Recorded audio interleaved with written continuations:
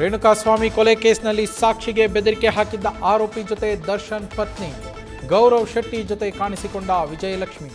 ಮಂಗಳೂರು ಏರ್ಪೋರ್ಟ್ನಲ್ಲಿ ಪ್ರತ್ಯಕ್ಷ, ಸಿಗುತ್ತಾ ಪ್ರಕರಣಕ್ಕೆ ಟ್ವಿಸ್ಟ್.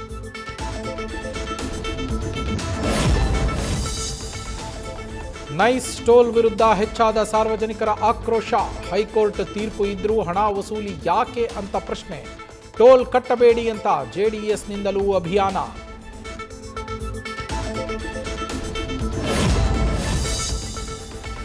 ಸಿಎಂ ಡಿಸಿಎಂ ನಾಗೇಂದ್ರ ಪರ ನಿಂತಿದ್ದಾರೆ. ನಾಳೆ ನಾವು ವಿಧಾನಸೌಧ ಮುತ್ತಿಗೆ ಹಾಕ್ತೇವೆ. ಬೆಂಗಳೂರಿನಲ್ಲಿ ವಿಪಕ್ಷ ನಾಯಕ ಆರ್ ಅಶೋಕ್ ಎಚ್ಚರಿಕೆ.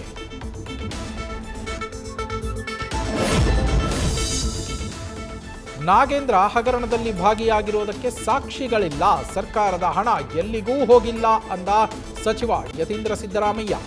ರಾಜಕೀಯ ಕಾರಣಕ್ಕೋಸ್ಕರವಾಗಿ ಟಾರ್ಗೆಟ್ ಅಂತ ಪ್ರತ್ಯಾರೋಪ.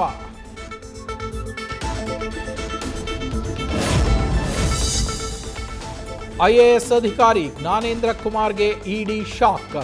ರೇಡ್ ಮಾಡಲು ಆಗಮಿಸಿದ ಅಧಿಕಾರಿಗಳು ಗೇಟ್ ಲಾಕ್ ಮಾಡಿ ಒಳಗೆ ಬಿಡದ ಸೆಕ್ಯೂರಿಟಿ ಸಿಬ್ಬಂದಿ.